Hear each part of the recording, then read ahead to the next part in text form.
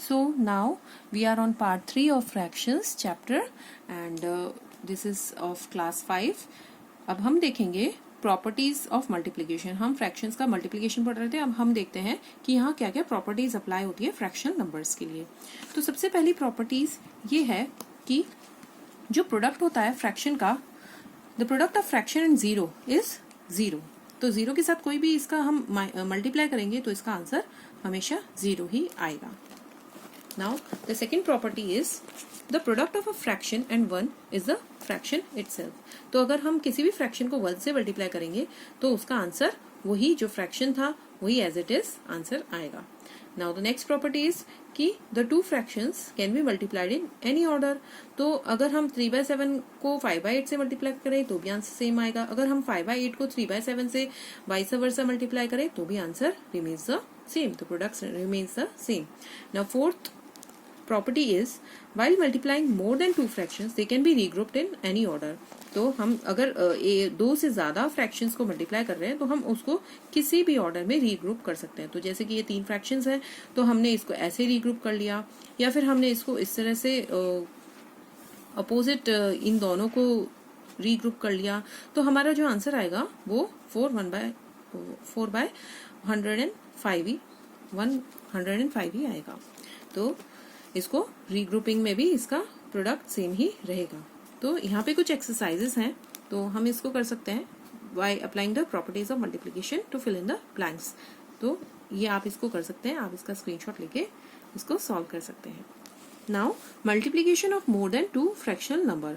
अगर 2 से ज्यादा फ्रैक्शनल नंबर है तो हम उसको कैसे मल्टीप्लाई करें. तो सिंपल है, जस्ट इसको न्यूमरेटर को एक साथ मल्टीप्लाई कर देना है एंड डिनोमिनेटर को एक साथ मल्टीप्लाई कर देना है एंड इसको देन अगेन सिंप्लीफाई करना है. जो भी हमारा प्रोडक्ट आएगा मल्टीप्लिकेशन के बाद उसको हम सिंप्लीफाई कर देंगे बाय अ कॉमन मल्टीपल. तो यहाँ पे कॉमन मल्टीपल 2 है तो 2 से हमने इसको फर्दर डिवाइड कर दिया एंड इसको सिंप्लीफाई कर दिया. Now to multiply more than 2 fractional number, multiply the numerator, multiply the denominator and simplify to the lowest term.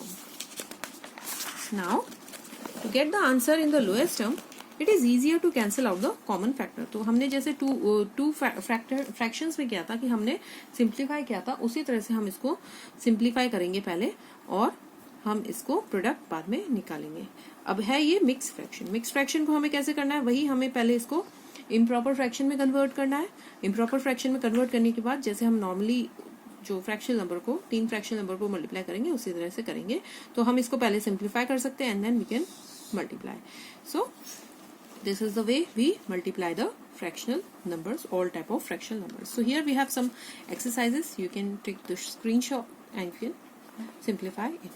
And now here are some of the word problems. So you can do the word problems also.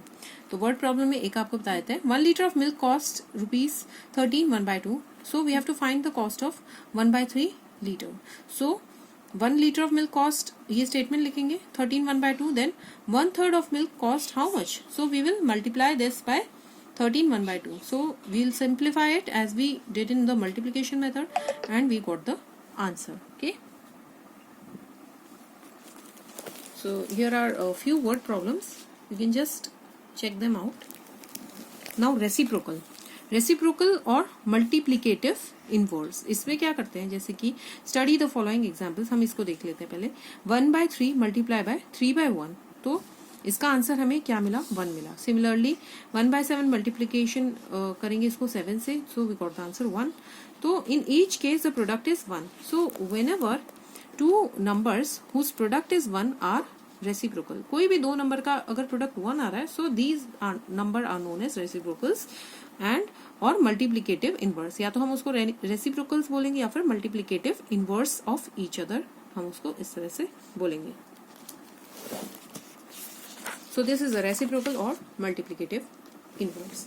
Now to find the reciprocal of a fraction, what we do is simply interchange the numerator and the denominator. मतलब उनको ऊपर नीचे कर दो numerator denominator को. So find the reciprocal of 3/5.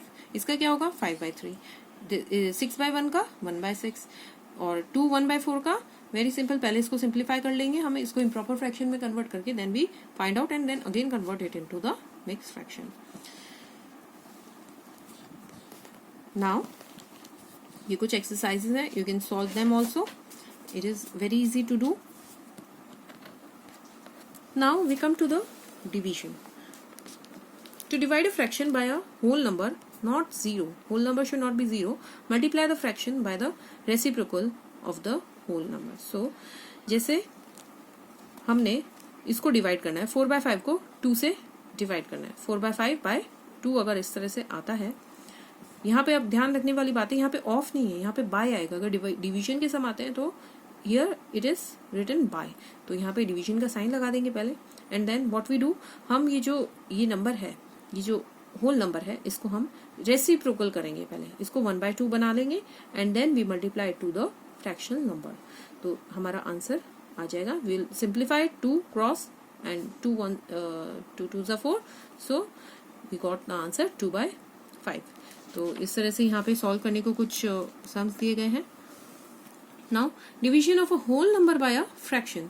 अगर हमें whole number को डिवाइड करना है किसी फ्रैक्शन से, जैसे कि यहाँ पे तो 4/5/2 था, अगर इसका रिवर्स हो जाए 2/4/5 हो जाए, जैसे कि इसमें दे रखा है कि होल नंबर को हमें इससे डिवाइड करना है 3/1/2, तो हमको इसमें क्या करना पड़ेगा, you have to find out how many halves. ये पिक्टोरियल फॉर्म है इसका, और इसको हम करते हैं. तो to divide a whole number by a fraction हम क्या करेंगे, multiply the whole number by the reciprocal of the fraction. तो हम इसमें ये जो फ्रैक्शनल नंबर है इसका रेसिप्रोकल करके इसको होल नंबर से मल्टीप्लाई कर देंगे and then we get the answer as 36/3. इसको सिंप्लीफाई कर लिया तो 12 आ गया. Now whenever we divide a fraction by another fraction, what we do is multiply the fraction by the reciprocal of the divisor. तो जैसे कि ये 4/5 है, इसको डिवाइड करना है 1/10 से, तो हम क्या करेंगे कि जो 1/10 है जो डिवाइजर है, हम इसको रेसिप्रोकेट कर देंगे and then we simplify by multiplying both of these. तो 5 1s are 5, 5 2s are 10, so we got the answer at 8. So you can do all these exercises. And now the properties of divisions of fractions. जब भी कोई fraction को हम 1 से divide करते हैं, तो quotient is the fraction itself. जैसे हमने इसको 1 से डिवाइड किया, तो जो कोशेंट निकलेगा वो क्या आएगा, वो जो फ्रैक्शन खुद है वही आ जाएगा, बिकॉज 1 को रेसिप्रोकेट किया और उसको मल्टीप्लाई किया, तो वो फ्रैक्शन सेम ही निकलेगा. Okay, whether it be a proper fraction, improper fraction और mix fraction. Now second properties, अगर हम इसको 0 से डिवाइड कर रहे हैं, है ना, 0 इज डिवाइडेड बाय फ्रैक्शन, 0 को फ्रैक्शन से डिवाइड कर रहे हैं, so the quotient is always 0. तो हमेशा कोशेंट क्या आएगा, हमारा 0 ही आएगा. Remember that we can not divide a fraction by 0. हम किसी भी फ्रैक्शन को 1/2 डिवाइड बाय 0 हम कभी नहीं कर सकते. एंड अगर 0 डिवाइड बाय एनी फ्रैक्शन है तो our answer is always 0. Now when a fraction is divided by itself, अगर उसी फ्रैक्शन को उसी से डिवाइड कर रहे हैं, so the quotient is always 1. ये हमने पहले पढ़ चुके हैं. नाउ कुछ एक्सरसाइज है, using the properties of division we can fill this blanks.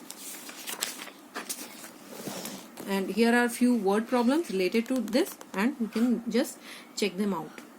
So thank you. Now our topic fractions is completed.